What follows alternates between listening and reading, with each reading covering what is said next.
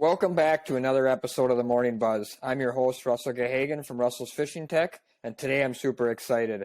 I have a guest on today who's been a longtime friend. His name is Jaxon Penny. He has, I've been able to, I should say, watch him develop over the years from a young angler to a very successful charter captain now. And that's sort of what we're going to talk about today. We're going to talk about the development from a child loving to fish into a first mate, into a tournament winning, fisherman, and into a captain. So how you doing today, Jaxon? Doing pretty well, Russell. How are you? Not too bad. Why don't you give everybody at home just a 2-3 minute rundown here of sort of your history, how you got started fishing on Lake Michigan, and, obviously you're a captain now or have been for a couple of years, and you work for Dumper Dan Fishing Charters. Yeah, of course. So my first ever experience actually on Lake Michigan was with Russell Gahagan. We took a trip on the Anglers Avenue boat, and we did pretty well, and then I was hooked ever since.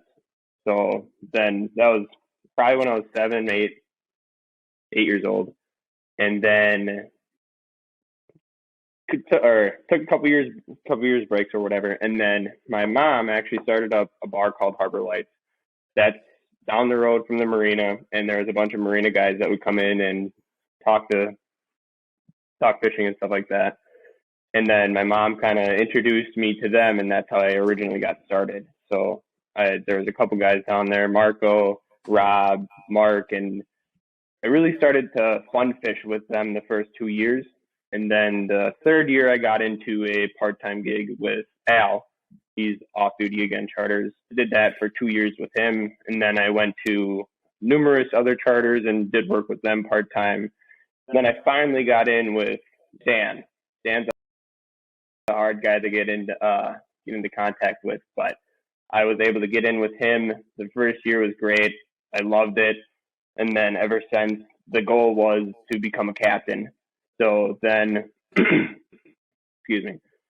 So last spring, I took the captain's class. Dan helped me with that. And essentially, my last year was a learning experience, to say the least. I had a blast just being able to control and doing everything like that, and take out your daughter as my mate. That was awesome. So I guess now I got to get a big boy job and stuff like that. So it'll be part-time this next summers and stuff like that, but definitely a learning experience for sure. All right, so let's rewind for a minute. So when you were fishing on Lake Michigan, whether it be that first trip with me or even fun fishing with some of the guys around town, sort of what drew you in? Were you just excited to be out on the water? Did you really like to catch a certain type of fish? Like, what drew you into Lake Michigan salmon and trout fishing? The first couple times I can remember it was in June, and we were catching cohos, and it was just one rod after another when Sheboygan was really good with cohos and stuff like that. So that was really interesting to me. But as we developed, I guess, and as I went out more, it was really those big kings that got me going. So you get a big king on, it's 20, 25 pounds, and he just spools out 200, 500 feet of line or whatever it is. That's really addicting. Yeah, that's kind of what I expected you to say, to be honest. One of the things that I've always, I would say, admired about you as you've grown up from a young guy. As you mentioned, first time I probably met you, not knowing obviously where we would be today. You were 8 years old or whatever, and then you came into my store in your teens, really just looking to learn, was that you were in love with king salmon, which we all like to catch kings, but a lot of kids especially just like to catch fish, right? But even as a young man yourself, you're only, 22, 23? 23, yep. Okay, so 23. Even as a young man yet, your desire to catch, big kings has always been admirable. So that's great. So obviously, you mentioned already, you started working for Al on off-duty, and I remember you worked for him for, 1 to 2 years? 2 years, yep. 2 years, yep. So kind of a different change of pace. Al does a really nice job on the off-duty boat out of Sheboygan, kind of what I would call more of your tailor-made charters. And what I mean by that is, Al's kind of going to work with you on timing. He has one boat, so he's able to be very cordial to his groups, work with them on what time they want to go fishing, really get to spend time with them, things like that. Obviously, you get into these multiple boat organizations like a Dumper Dan and some of the other big ones, Kins Catch, lots of those. They got big for a reason because they're really good at what they do, but you may get shuffled around from different captain to, different boat or something like that each and every time you go fishing, which they got a whole, list of great people. But talk a little bit maybe about those first couple of years with Al and what some of the learning curves were for you, because I'm sure at home there's probably a lot of dads and maybe even some kids that are thinking about becoming a first mate. Maybe just talk about, just for a couple of minutes, sort of the ups and downs of those first couple of years, the goods and bads, and what you learned, and what you would give as advice maybe to a young guy who's thinking about getting into charter fishing as a young first mate. Okay. When I was younger with Al, I needed an open mind, right? So I had no idea what I was going into. I had no idea. I've never been on a charter before. I've never dealt with customers before, and making sure that they enjoy their experience was the key. And that's the key for any charter that you want to take or do or whatever. That should be the key, just to make sure that the client is happy. And whether that's catching fish or whether that's the conversation that you have with them. So I would say the biggest learning curve for me was being a little bit more open and talking to the clients, because when I was younger and still am today, concentrated on the fishing, right? We got to get that bite. So it was really hard for me to separate those two things. But something that helped me along was just asking, like, the first 5 questions of the day. How are you? How are you doing? What is this your first time out? Is this your 5th time out? How many fish have you caught? This, that, and the next thing, right? And just kind of break the ice a little bit and then get the conversation flowing. That was probably the hardest for me, is just to get the conversation going. And then for like somebody that's just starting out, I would definitely say make sure that you have an open mind. Make sure you try new things. And if you have a local tackle shop around you, make sure that you get into the local tackle shop, because that really helps you advance your skills and open your mind to more, how can I word, like just more scenarios and stuff like that, if that makes sense. Like, you can use this rod to do this, but you can also use the same rod to do that. So just like different techniques is what I was trying to say.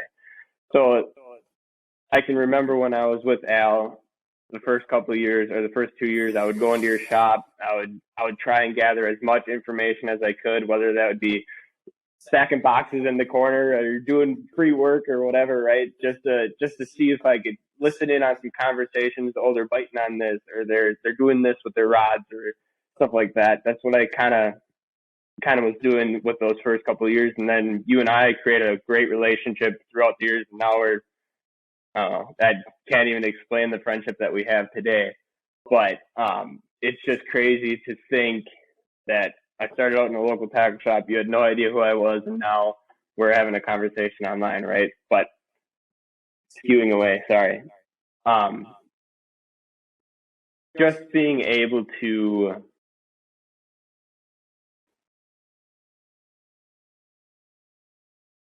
have an open mind and try new things in the water is definitely probably one of the hardest things that I had to overcome. Well, no doubt about it. Being the big 40 now, 40 years old, you were at my birthday party a couple of weeks ago. Yeah. One of the things that I've, as I've gotten a little older and matured a little bit, one of the things I've realized is that life takes a lot of turns, down the road, and you never do really know what turn is next.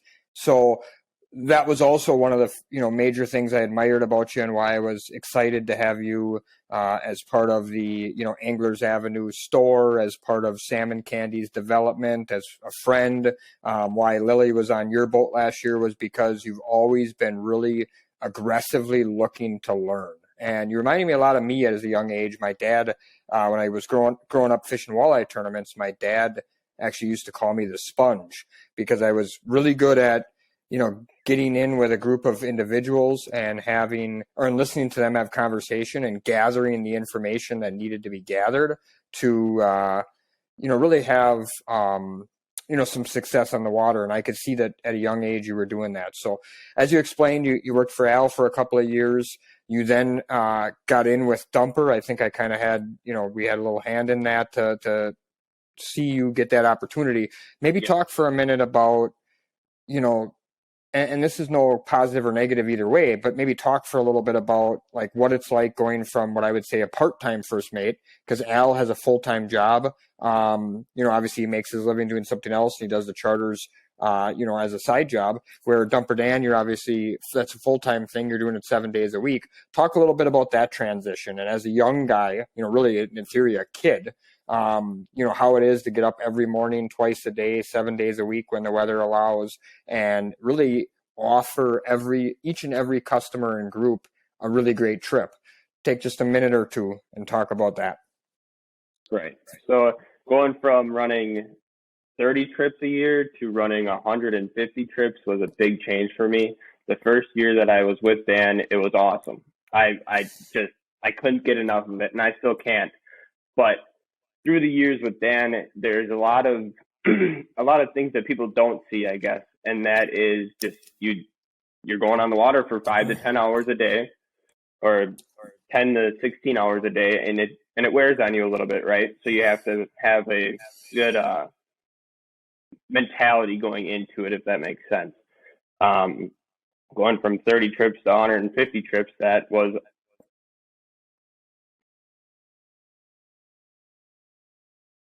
it was hard for me the first year, but I was really excited, and the excitement kind of overcame that mentality and just allowed me to do what I needed to do.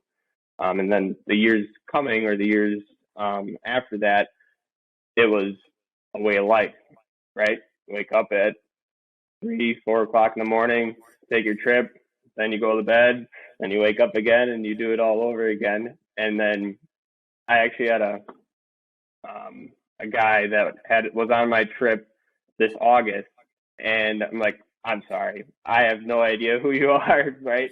Like every trip mixes together, and it just all combines, and it's all, I don't know, it all intertwines, I guess. But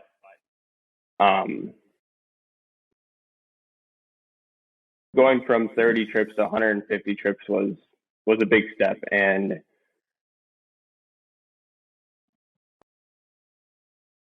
it was, I don't know, it was a big step. I'm sorry.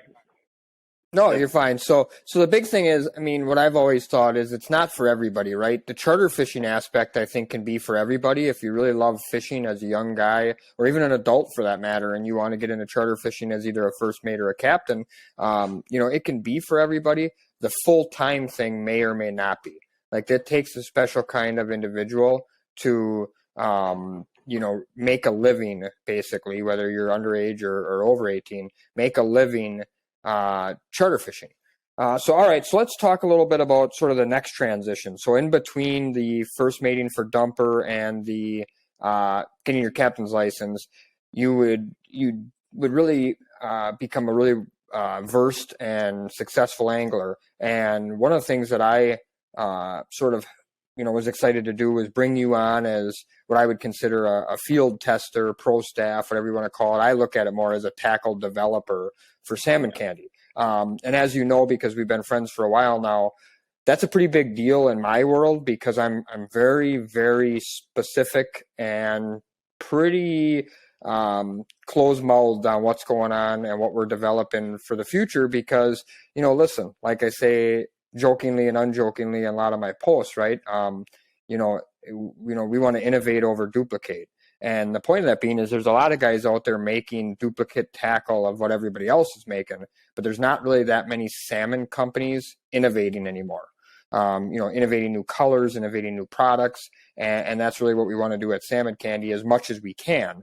So when we brought you on, there was a couple things that, I had in mind, obviously, one of which was you were spending a lot of time on the water, which at that time when I was running Anglers Avenue, and it was in kind of the peak of Anglers Avenue, I would say, I was not able to get on the water as much as I'd like to. So, we were getting you were getting on the water, so you were able to help test. And then obviously, as you developed more as a fisherman, your ability to really be instrumental in kicking in with some ideas and thoughts became important. And that's where things obviously like Jackson's Barracuda comes from, and things like that for people at home maybe that don't know. So talk for just a minute or two about some of the excitements it's been to be part of that, and also, what it's like to maybe put a pattern or two together and then see your name on it. Because I'm sure that's got to be a lot of fun. I know it was for me when I first started doing it as a young man for Michigan Stinger back in the day. And so I see a lot of that same stuff again kind of happening over with you. Yeah. I just thought of a story, or at least what I was thinking about is we would go into the tackle shop all the time, and we would take a bunch of chrome flashers or green flashers that didn't, or like that were chipped or something like that, and we would put tape on it. And I would remember showing you a flasher. Hey, Russell, what does this look like? Nah. What does this one look like? What does this one look like? Ooh, I like that one. Like, right? So just coming up with different combinations, and then being able to test them on the water and watch and see them work was very exciting to me. It's like, oh, that one's got a bite. All right, perfect. Oh, it's got another one. Oh, it's got another one. And then to relay that with you and to get my name on a flasher, just to watch that flasher get a name and be on a website or be sold to other people was very exciting for myself. And I don't know, it was exciting to start from scratch, show you a flasher. Yep, now go test it, and then being able to tell you that, hey, this one works. All right, we're going to put this one up on the website. It was really satisfying to me. It's like doing a job, anything at home or at your work or whatever. It's like showing your boss this or showing your boss this. Okay, I don't like this idea, but I really like this idea. You should go and do that, right? So it was very self-gratifying for myself, and just being able to kind of like, this is how we kind of started to grow as a friendship, I guess, just going to the tackle shop and making flashers and starting out that way. And it was a very exciting situation for me to be in, just to watch you grow and myself grow, and to show this is what we got for the year for now. Now you texted me this yesterday or something like that. This is what we got for this, for the flashers for Black Friday. Looks great, right? So just being able to be another person that approves of other things or other flashers and flies, it's really cool to experience and stuff like that. Well, as I said before, I've kind of keep a tight-knit group. You're one of 3 or 4 people, probably maybe 5 at the most, that, get to see some of this stuff in advance and test some of this stuff. So I lean on you and the other 3, 4 people, as I said, to have some real input. So you mentioned before now that Lily was on board with you this year, and that I'm very protective of Lily. She's my baby. She's my youngest. But Lily's been fishing with me, obviously, since she was like 3 to 4 years old. She was tournament fishing at 5, 6 years old. How was it to have Lily on board the first year, in all honesty? Because, you and I and myself and Dumper Dan and even myself and my dad sort of wrestled back and forth a little bit with this idea, because you were a brand new captain, first year on a boat that you hadn't captained before. You fished on, but you hadn't captained before, and you were going to get a brand new first mate. Really, I mean, Lily was obviously knew what she was doing, but really her first year, first mating on a charter boat. Talk just for a little bit about some of your excitement with going with Lily, what it's like to fish with Lily when Dad's not around, and sort of how that went for you. First thing was, or the best thing of my summer this past year was just watching her grow as a fisherwoman. From the first trip to the last trip that I had with her, it was night and day difference. The first trip that we had, how do you do this? How do you do that? I mean, going into it, she had a lot more experience than anybody else that I've ever had, or that I've ever even fished with and stuff like that. So that's one thing. But just being able to watch her grow as a fisherwoman was really cool to see. She really likes catching lake trout. That's one thing for sure. And when the salmon weren't around this year and we were able to catch some lake trout, she gets really excited about that. She almost gets more excited with the lake trout than she does the king salmon. And it really brought me into lake trout fishing, and it really brought me into liking lake trout fishing and targeting them. Like, me more than anybody else for fishing. I love to catch big kings. Like if I catch one big king compared to 5 lake trout, I would rather catch one big king. But with Lily on board, it really helped me kind of focus in on the lake trout and actually enjoy lake trout fishing. And some of the downs, I guess, or not downs, but some of the disadvantages that she had was her size, right? So she wasn't able to grab all the rods. She wasn't able to grab the net or net the fish in the beginning and stuff like that. And she was a little timid. She didn't want to dump the fish. She didn't want to do anything wrong. And I kind of had a sit down conversation with her one day and just said, Lily, it's okay. It's just a fish, right? I mean, it's nice to get it into the net once in a while, but it's just a fish. So if you knock it off, it's not that big of a deal. And just being able to teach her how to do those things was really exciting to me. Yeah, it was a lot of fun for me to see her There's develop. The founder. To see her develop over the year. One of the things that I think is always unique about fishing in general is, and we talk a lot about this all the time, is that obviously everybody does it a little differently. So Lily can fish with me for 10,000 times, but at the end of the day, when she jumps on Dumper Dan's boat or she jumps on another charter boat, things are going to be just a touch different than they were before. So let's get into a little bit more of the meat and potatoes here of this podcast, and let's talk a little bit hardcore fishing at this point now. So let's talk about, I think we should start a little bit with, you had the opportunity to fish, or we had the opportunity, I should say, this year to fish a tournament together. We went to Frankfort, Michigan, and we got to fish on the rocks and reels.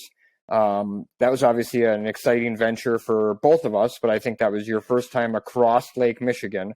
So maybe talk about, for a few minutes, the trip across Green Bay and across Lake Michigan, how exciting it was to fish that event. And yeah, Lily, we can see you. Fish that event and we were obviously... Maybe the ride back too. Yeah, maybe the ride back too. So yeah, why don't you go through a little bit of that for a minute, and then just go through the atmosphere of it and how you enjoyed yourself, and then we can talk a little bit fishing about it. Okay, for sure. So hopping on the boat, it was really exciting to me. I've never been on a big boat like that. It's a 38-foot Rampage, I think, that we went across on. Yeah, I think so. Yep. Okay. But just being able to go across, that was my first time ever.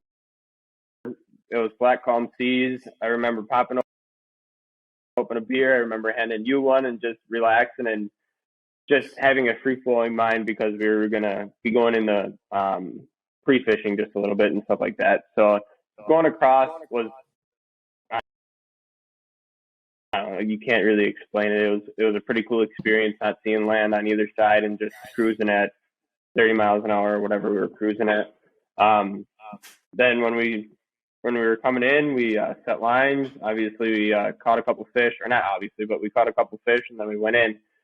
But I think the big thing that I took away from that trip, and the big thing that I learned from you, was how to fish the gap, essentially. I had never fished the gap properly. I always put out random plugs and hopefully that they got bit. But you have a certain method to doing it, and it was very advantageous, if I can say, to see it work, right? So you have to use these plugs when there's sunlight, and then bring them in.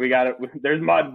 We got to put different plugs on and stuff like that. Just the excitement that I got from that was pretty cool.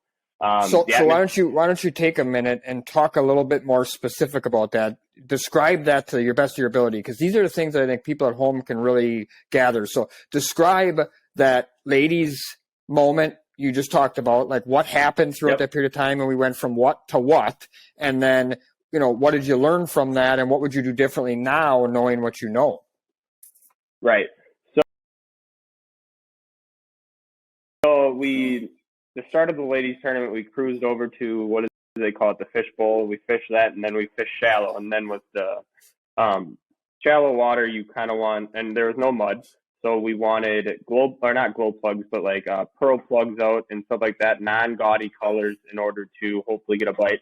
And then when we were able to get in front of the gap, we had to reel them all in and put glow plugs on and put gaudy colors on because there's mud. So I knew of that, but I didn't really see it work, I guess. But then when we did that, we had one rod go, then we caught that fish, and then we had another rod go, and we weren't really sure if we were able to grab the rods out of the rod holders or what we were able to do. So then we had one of the women try and grab the rod out of the rod holder, and then unfortunately that fish got away. But just being, I'm sorry, I'm losing my train of thought here. No, that's fine. Just describe mud, because people at home probably don't understand what you mean by that. So when we left, I believe it was the herring hole, not the fish bowl. Herring hole. But when we left the herring hole, we trolled towards the harbor. We made a decision to troll to it. First of all, why did we do that? Why don't we reverse for a minute? So we started at the herring hole for the ladies tournament because we caught fish there and the water temperature was warm. Okay, then, so we started there because we caught fish there pre-fishing when the water temperature was warm. When we got there, we saw what we expected, which was what? Cold water. Okay, so then the move was what? Then we had to go in shallow because it's August, it's spawning time. So then obviously when they get shocked like that, then they're thinking, okay, now it's time to shoot up the river. Yep, so that was a critical point for us to make a decision. We're at the herring hole. We had no success, no bites, saw one fish caught by a bunch of boats. Our options basically were we felt we needed to go shallow. We knew they were going to be from there to the harbor mouth. The question would be, did they already get to the harbor mouth and we pick up and we go right there, or do we work our way back to the harbor mouth? And I made the executive decision, which was the wrong decision, to troll to the harbor. It was the safe play, but it was the wrong decision. But I think overall, because we were also using the ladies tournament, we wanted to win for the ladies, but we were using it as semi-pre-fish. Trolling there guaranteed that we hopefully intercepted them somewhere in between. Right. So as we left the herring hole, the water was obviously clear, blue. Yep. We moved in shallow and worked our way there, and we put a bunch of, like you said, sunny day plugs out. Why don't you describe those sunny day plugs, then explain what mud is and what were maybe a little more specifically, what were the quote unquote, and you use my terms, gaudy plugs that we put out once we got to that mud, and why do you do that? Okay. So the clear or the sunny plugs would be like the pearl colors, and the more natural colors. So you have pearl, you have I'm not really good with plug names. That's like the one thing. Names is okay. That's fine. Like chromes and UVs and things like that. UVs, Yep. And then as we got to the mud, you could actually see the water go from clear blue to chalky to actual mud water, which is brown, right? So then in that process, we were changing from those sunny day plugs to more gaudy colors, such as glow plugs with green lines or green lightnings and blue lightnings. I remember the Seahawk plug. You're like, don't lose this one. This one's really important, right? And then we put that one out. We got a couple fish on that one, I think, that weekend.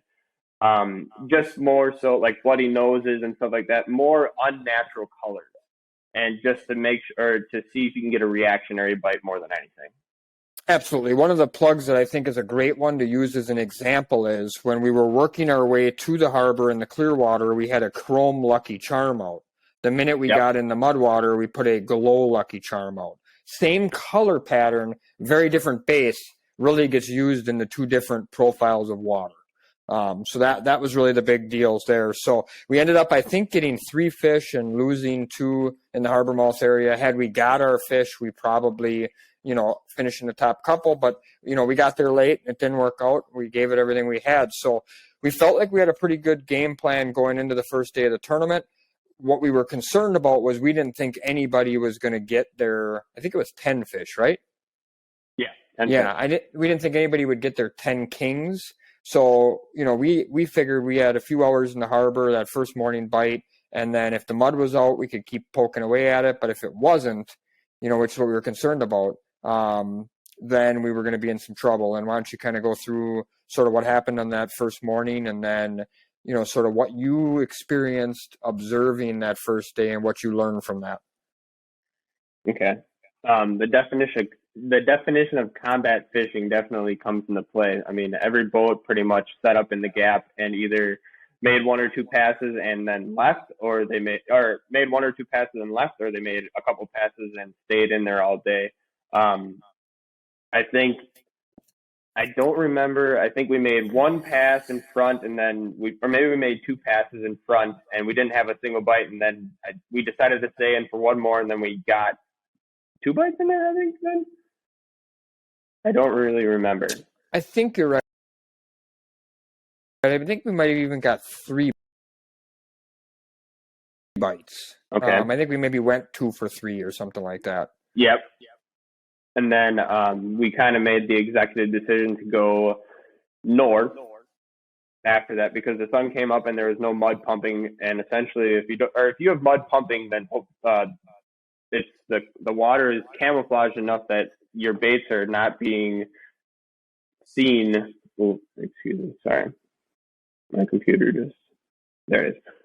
Your baits aren't necessarily close to the boat, if that makes sense. I think, right? Yeah, I mean, I would describe it maybe a little different. I would say the mud. Yeah, how would you describe it? The mud is kind of like blocks the sunlight. It's almost like when a bass hides under a dock, right? So he might be more apt to eat if you're pitching him a lure and he's under a dock versus if he's in 3 foot of water and you're trying to cast to him and there's, it's a bright sunny day and you can see the bottom and everything else. It's going to be very difficult to get that fish to bite. So there's no doubt that the salmon are much more active in that colored water than they are in crystal clear water when you're fishing that shallow. Right. Then after that, we made some passes, we got some fish, and then we made the decision to go north and go for lake trout because we had a word from, I think, one of your buddies that they were catching lake trout there. And I remember we had bets on our side.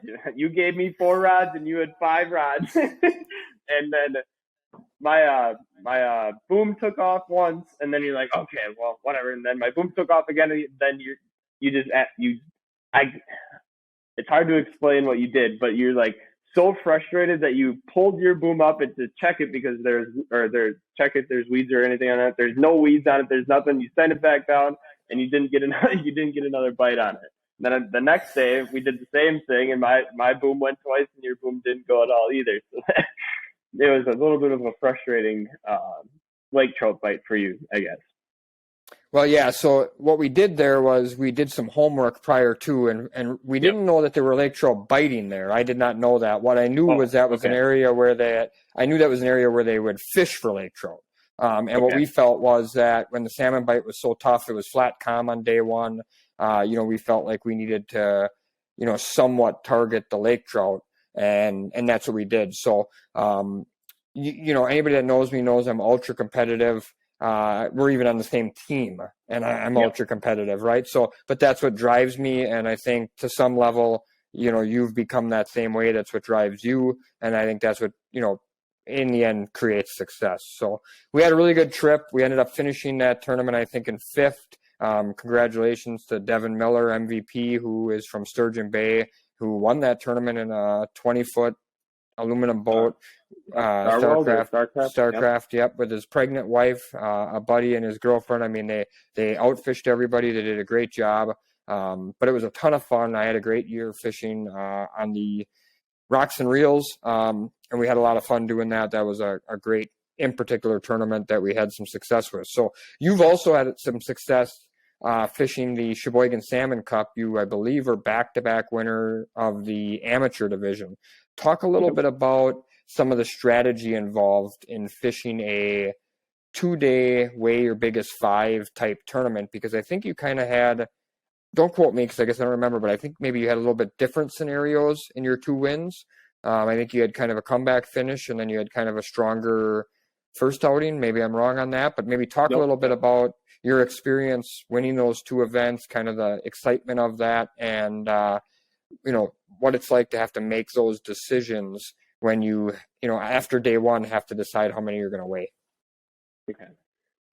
So going into it, I'm like, all right, we can catch 5 fish one day and 5 fish the next day. And pre-fishing, we did okay. And the first day we caught 2 fish, or 2 kings. No, sorry. That was the second tournament. The first tournament, we caught a king right away in the morning, and then we went 4 or 5 hours without getting a bite, and then we ended up catching 2 rainbows. So at that point, we were all in with the fish that we had. I think we had 27, 13. So we had about 40 pounds, and then we had yet 2 fish to catch. And then going into day 2, we caught one right away, and then it was really slow. And then I remember how this ended. We were trolling north. We were by the Pigeon in about 90 to 100 feet of water, and we were pulling lines. While we were pulling lines, my buddy Rob, the guy that I started out with, his 300 copper takes off with a big king, and then we're fighting that. We're getting it in and stuff like that. We finally get it into the net, and then Rob loses his hat. So instead of bringing the fish in, he actually dips the net into the water to get his hat, and then bring the fish. And I'm like, that was like a tournament-winning fish that you literally almost dumped out of the boat to save your Miller High Life hat. So that was our first tournament that we did. It was 3 of us in Rob's 24-foot pro line, and then the next year there was also 3 of us in his pro line. Going into that tournament, and my mentality was still the same: catch 5 fish. But it's really hard to catch 5 fish. I can say that as a beginner, it's really hard to catch 5 fish, especially 5 big kings. I don't know how you do it every day. You just go out there and slay them every day. Definitely not. No, definitely not every day. So, sometimes it's hard for me to catch 1 big king. Yeah. But going into that tournament, Rob and I were really excited. We had a new guy along. His name's Marco. That was another guy that I came out with, or that I would go out with a lot during the summer. And Rob and I were like, we got to win. We got to make it a 2-peat. So we tried our hardest the first day. We caught two kings, and then it was not really a blowout, but it was. I mean, there wasn't a lot of big kings caught, so we had a little bit of an edge on everybody else. Then we did day 2. Day 2 was really fun. That's when we got the pumps to work. So we caught 2 fish on pumps. One was a 28-pounder, and another one was a 24-pounder. So that really set us ahead. And then I think Rob caught one on his downrigger that was a 17, 16 or something like that. Just looking back at it, it's really cool to see different techniques work. So the previous tournament we won with coppers, and then the last tournament that I won with them, we won with pumps. Just being able to be versatile in both areas is really important, I guess, as a fisherman in general. Open the new ideas like I was talking about before. So, and then winning twice was really fun, and then it was you and Jason Rondeau in the Anglers Avenue when we were doing year 3, and then you're like, well, you have to do the pro division. You won twice. I'm like, wow, are you sure that's a rule, or what are you talking about? And then so we did the pro division. We didn't do really well. We actually didn't do well at all, but it's still fun just fishing a tournament with your buddies and just being able to relax on a boat and try and be competitive with other people. Well, I can clarify at this point that it's not a rule. I think we definitely coaxed you into that. Yeah, you definitely coaxed us into it. Yeah, we coaxed you into it. But I remember that was, especially day 1, was a particular day where I felt like it was a great day for you. It was one you didn't enjoy, but it was a great day for you because you probably needed that day where things didn't come together because they had come together for you for a couple of years in a row. And I remember my dad always telling me when I was young, when we would struggle a little bit and I'd be frustrated and have to go up to the weigh-in or whatever, whether it was walleye fishing or salmon fishing, and he'd say to me, you got to learn how to carry an empty cooler before you can carry a full one. You were pretty blessed because of the individuals that you got to fish with, your accelerated learning curve, your excitement for fishing, that you had a lot of success fishing some tournaments early. I remember that day in particular where, we had a really good day. I think we were the only boat. I fished on the Classy, right? Yeah, the Classy. Yep. We won that year. We won twice on that boat in the pro division, but I remember we were the only boat with 5 adult kings. We might have been the only boat with more than 3. And I remember you were right next to us because you and I were sharing info and we were on the same program, and you just couldn't make it happen. I think you had 1 king bite and it got off, and we had 6 adult bites and caught all 6. We were pretty lucky. to be able to make that happen. But sometimes those are really the most important days because you need to have a little bit of that, have a little bit of that time frame where things don't work out so much and you got to sort of adapt a little bit. So Humbling days, to say the least. yeah, exactly. So let's talk a little bit about this past season. So it was your first year being a charter captain, but also I think it was a really, really great season overall. Probably maybe one of the better seasons we've had in quite a while, especially when it came to kings. King fishing was pretty good for most of the summer out of Sheboygan. Maybe talk a little bit about some of the things that were, really worked for you tackle-wise. This would be a great opportunity to maybe share some of the stuff that was working for you. Now, censorship, Jackson. You can't share anything that isn't readily available yet, so it won't give you an opportunity. You mean the flasher that we painted black? Yes, the blacked out flasher on Facebook you cannot mention. But anyways, this is a great opportunity to share at home with some of the folks. What was some of your really good baits? What was some of the flashers, some flies that worked the best for you, some spoons that worked good for you? I know that I have literally hundreds of pictures of you and Lily and what was the other young man that you had? Reese, yeah, Lily, and Reese. I got hundreds of pictures of you three catching a lot of big kings this year. So I know you guys had a great year. Talk a little bit about what was good for you, kind of where you ran it, things like that. Yeah, for sure. So when I was running with Lily, there were two flashes that she would pick out right away out of the box were going to be Mountain Dew Stud and Jackson's Barracuda. Mountain Dew Stud would either go on a copper, a pump, or a low wire, and then Jackson's Barracuda always went on a high wire, 111 to be exact. And if that thing didn't go 3 or 4 times during the trip, it was really surprising. And your daughter is the same way as you, very competitive in that her and I would have competitions every day. And I would just look at her, and then her rod would be going off, and then I would have to go over there and grab it because she can't grab the diver out of the rod holder. I'm like, what are you doing different than me, right? And then I would put the same bait on the same diver and stuff like that, and I wouldn't get a bite. So just my luck, I guess. But those two flashers, the Russell's Valium early on in the season was really good. Megatron, probably standout flasher with an illumination fly. I think we caught probably 4 30-pounders on it this year. We had a 31.68, and then we had a bunch of 30 in between 31 and 30-pounders just on that flasher alone.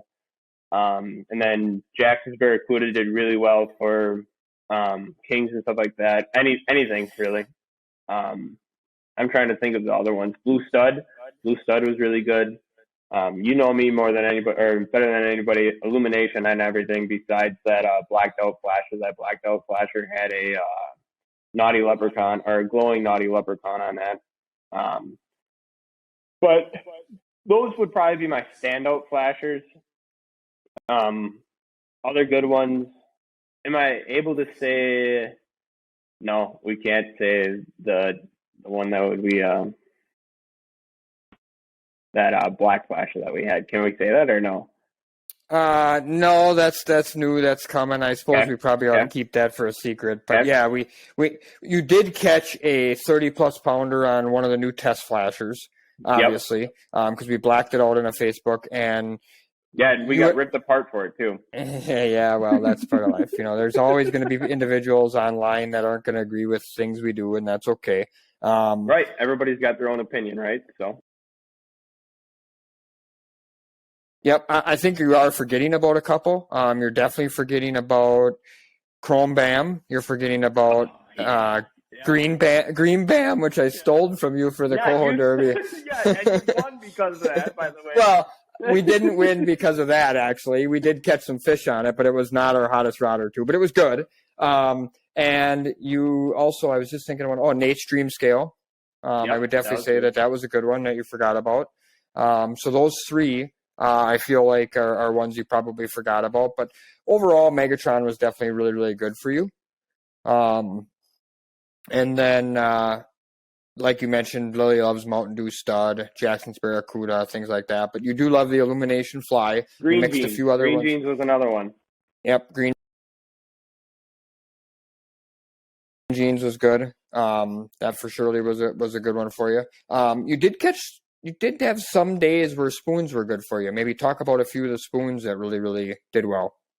So the spoons that produced pretty well for me would have been that Icon, Green Icon, Magnum, and then Blue Stud Magnum, and then Megatron Magnum. Those three, I'd put bigger spoons out. Just I don't know. I'm a big spoon guy. I don't necessarily like messing around with the little spoons unless I'm going for rainbows and stuff like that.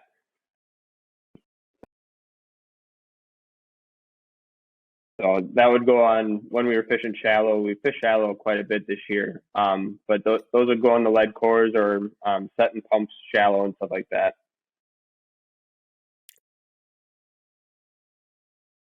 So yeah, one of the things that is And unique, as you and said. the sorry, and the Green Jeans Magnum. Yeah, Green Jeans Magnum is definitely Yeah. a really, really good spoon. Green Jeans and anything is just really good. Yeah, true. Good point. One of the things that we talked about, a little bit, and we've mentioned a few times, is competitiveness. So I remember a day in particular where I found some fish. I was with Nate, I believe in like 80 to 90 foot of water just north of the harbor. And I believe we had like one bite right away. It was a big king or something, but we were just marking an enormous amount of fish. And basically what happens is Nate and I generally go out about a half hour before the dumper boats do. So it's sort of a ritual that you call me on your way out, what's going on, anything going on. We're communicating, we're trying to help each other out. There's a lot of that goes on, and then there's some that doesn't. But there is a lot of that goes on, at least when it comes to me and you. And I remember you came out and you set up that day in that area because I was marking them and we got one right away or whatever. And I think we only ended up with a couple. I think we did miss a couple, but you put the whooping on them. If I remember right, I think you ended up with 8 or 9 kings. You had one of the magical days, and you really weren't doing anything different. No, but it goes to show that you just had things sort of dialed in that day. Do you remember in particular what was working for you on that particular day? So I just tied up that green goblin fly that we came out with on a Mars fatty, put that down on a low wire. That thing went, I think we had 2 rods in the water and that thing started bucking right away. Funny thing before we get started though, I called you and then you're like, yeah, we've had one bite, this, that, and the next day I'm like, all right, I'm going south. And I can remember that we had a big blow and then you're like, well, it's cold water down there. I'm like, all right, well, I'm going south. So I'm powering south. Dan doesn't know this, but I was powering south. I probably got in front of the power plant. You called me, yeah, you either had 1 or 2 bites. I'm like, yeah, the big kings are down here. So then I turned the boat around. I remember turning the boat around. Eric is coming by me at number 2, and he's just looking at me like, what is this kid doing? I'm like, well, I'm just going north. So then, like you said, we set up in 80 to 90 north, and immediately when we put the rods down, we started catching or getting bites at least. I can remember Mars fatty, and one that we didn't mention before that was actually really good, and an 8-inch and a 10-inch for me was the Altis green stud or Altis stud. That was probably one of the standout flashers for myself as well. I remember Reese had that on his outside diver, and that thing took, I think, 3 adults, just that one alone. Marv took 2 adults, and then Megatron took a couple of adults as well. But yeah, it was just it's one of those days, and you explained this to me a lot. I mean, you're either the dog or you're the fire hydrant, and unfortunately, you were the fire hydrant that day, and I was the dog. But that doesn't happen a lot. You're normally the dog, and I'm normally the fire hydrant. Whenever we're out together, I can tell you that. But it's funny because I would tell you, hey, we got this there, and whatever else. Yep, got that covered. I don't know why they're not biting, right? So just being able to try new things on days like those, that's probably key for individuals out there just going out for fun or whatever. Trying new things and not necessarily being the same as the same boat or the boat that's over there, but trying to just maybe have a little bit of a different color out there or something like that, just to diversify their spread is probably key. So and this won't surprise you, but I spent quite a bit of time after that dissecting that day in particular and trying to figure out what I did wrong. And I actually have a theory on it. You may agree or not agree with it, but in all seriousness, no, I'm not even joking. My theory on it was, for whatever particular reason that day, the Altis green stud was the deal. There was no doubt about it. I think you might have even been a little bit low when you said you caught 3 big kings on it. You might have caught 3 big kings on it, but I think you had 5 or 6 adult bites on it, on that one rod. That was your hottest rod. We did not have one on the fish stick that was working. And I do believe that one of the reasons we didn't have a bunch of success that day was for whatever reason.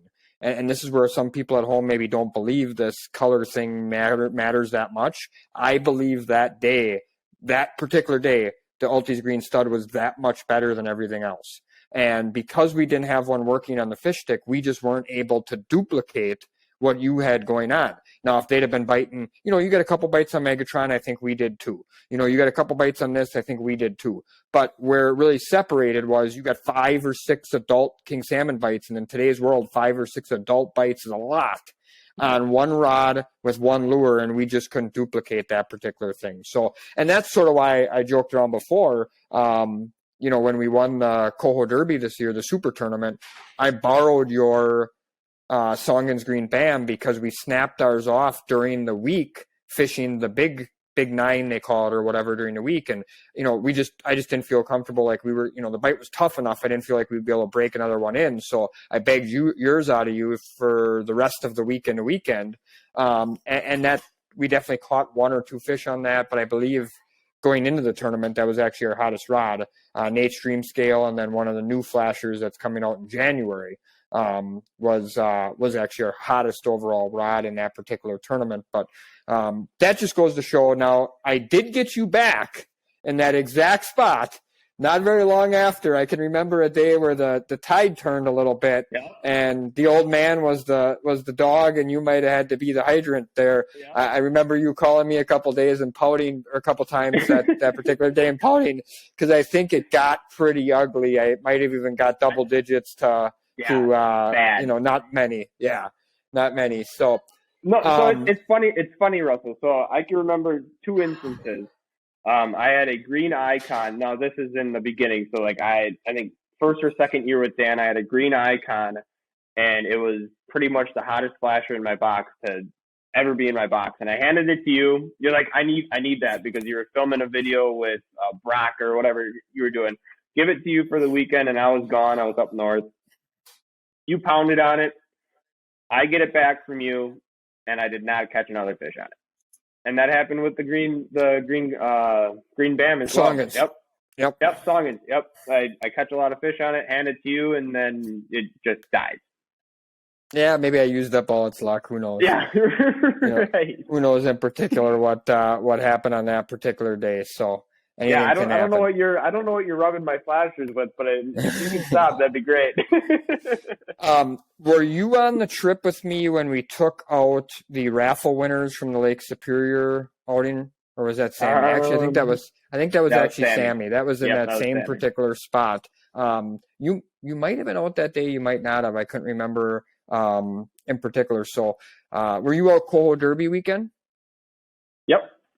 Yeah, and then you were waiting for us when we came in that nightmare. That was some of the roughest stuff. I've been in some pretty rough stuff. That was some of the roughest stuff I've ever come in. We came back from about 10 miles north, and it took us like 2.5 hours to get 10 miles.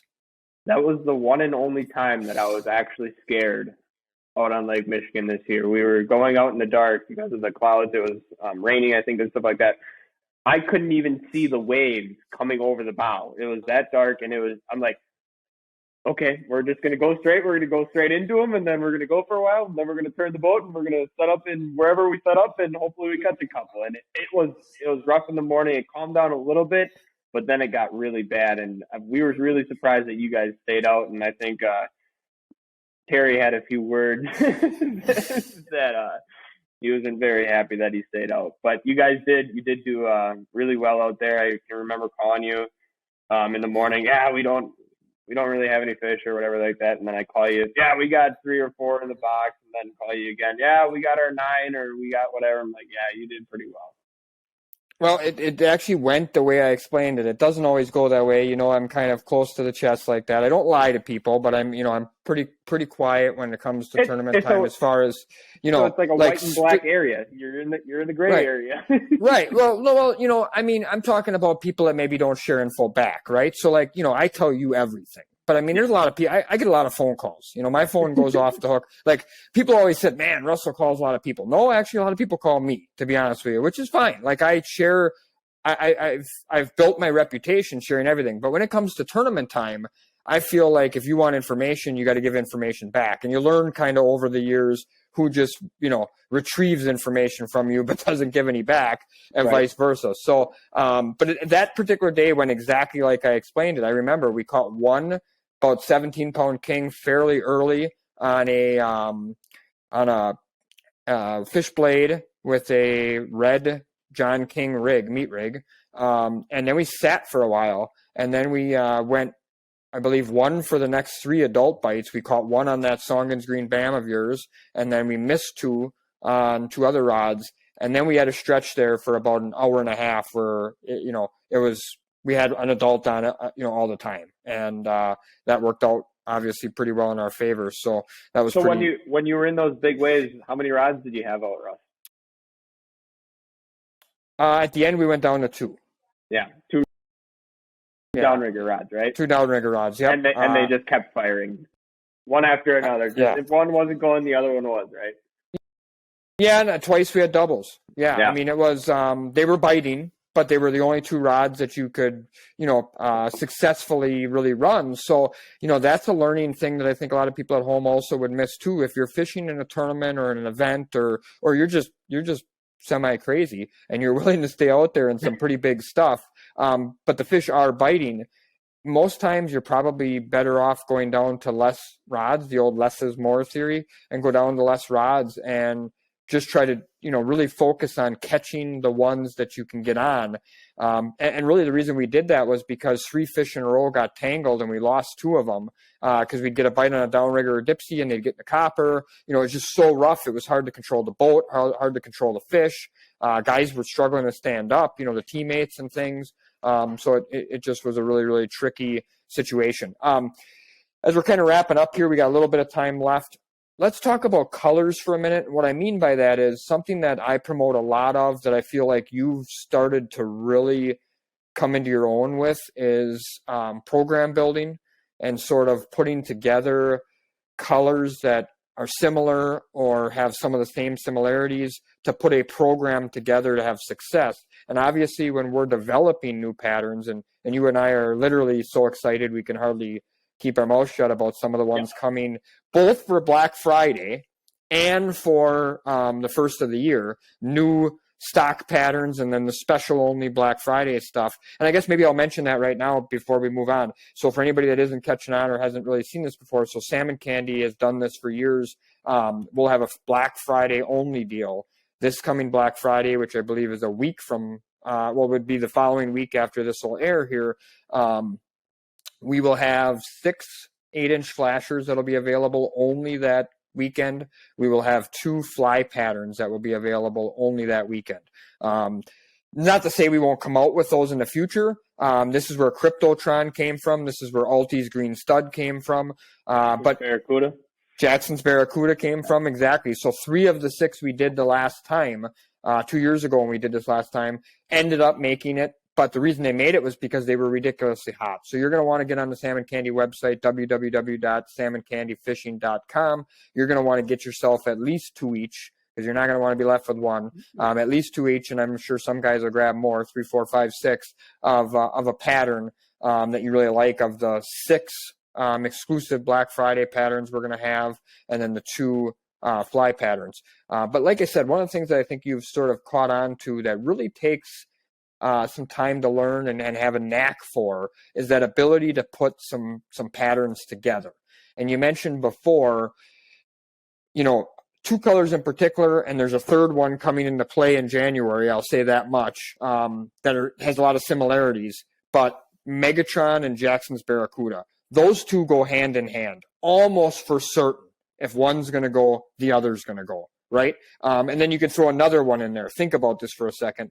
What would be another stock pattern that you would throw in to that mix? If Megatron's going, and we'll see how good you are here, see if we're on the same wavelengths. No pressure, relax. If Megatron's going and Jackson's Barracuda's going, what would be another one you'd throw in there that'd be similar? So there's 2 of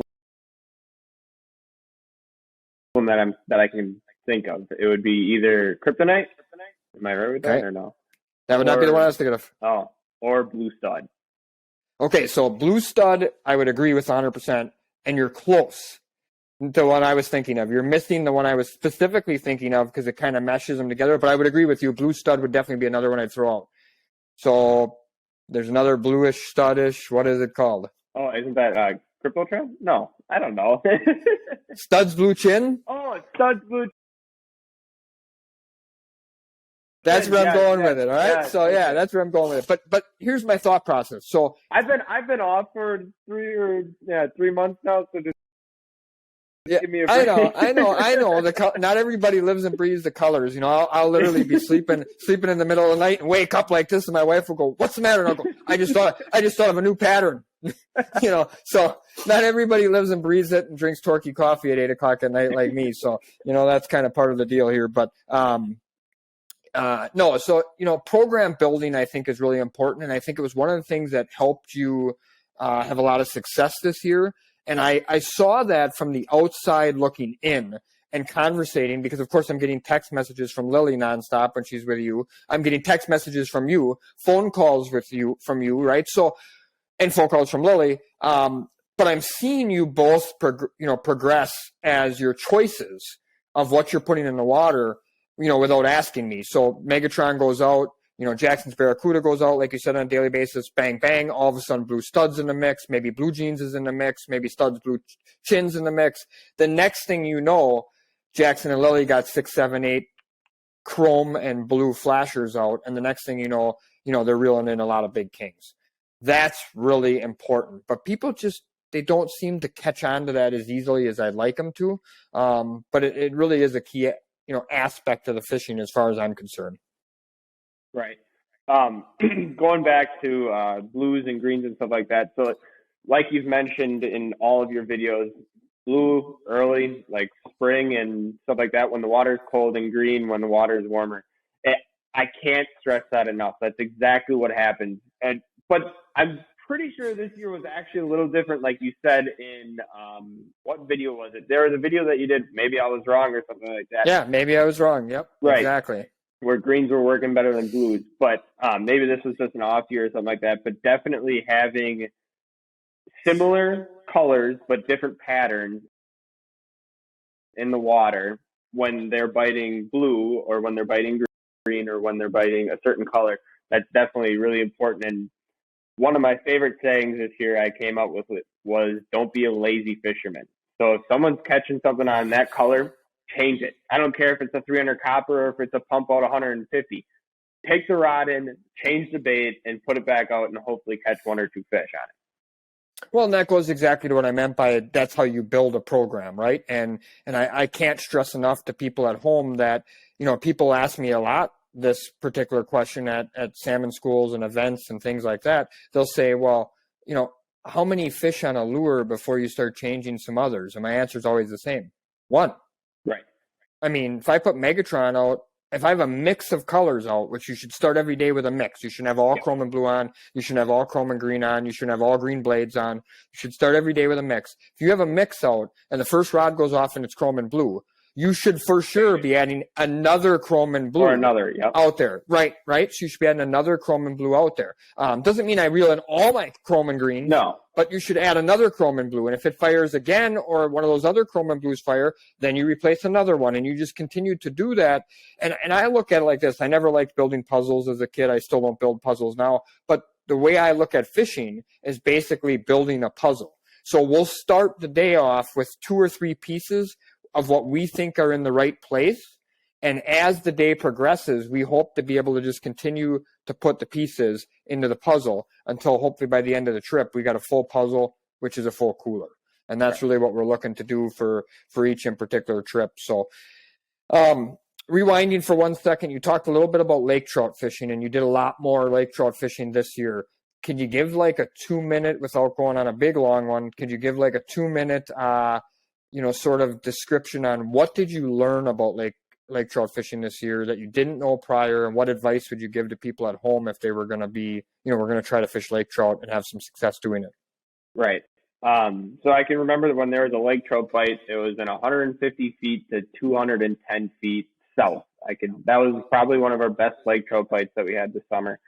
Um, Two things. So you talked about before, sometimes less is more when the fish are biting, and sometimes it's not, right? So I can remember a scenario where you had all three downriggers with cowbells, and you were catching them on all three. And on the dam boats, it's hard to do because the boom riggers don't have heavy enough weights to do that. But just being able to put more down there because there's a ton of them was very helpful for you. But then I can remember with the less is more, Lily and I would run two wire divers practically on the bottom at like 301 out and 401 out or something like that. And then we had two coppers out, and then we had the rigger out, and then we would leave all the other rods out because it was primarily a lake trout bite, and that works too. Just being able to target, I guess, differently. You had three downriggers, and you probably had your wires out, huh? I would imagine. Yep. So, but that lake trout bite was what I learned was sometimes less is more, and sometimes more is more. So in the scenarios when you were catching more on your three downriggers, then I would try and set both booms down and then have a flasher on the middle and stuff like that, just to see if I can't get the booms to go. I was not successful at that, but there are other charter captains for Dan that were. But just putting tin cans out with spinning gloves was probably the key there. So you fished on the fish stick enough. I mean, you obviously put three cowbells on the bottom there, and then you and I fished on the Vendetta and put two cowbells on the bottom with the two booms there, and you had success doing it. Is there any particular time or reason when you felt that you wanted to put more of them on the bottom versus not? I saw it. So we had one trip with Lily and I. We were running the center downrigger, and we were getting bites on it.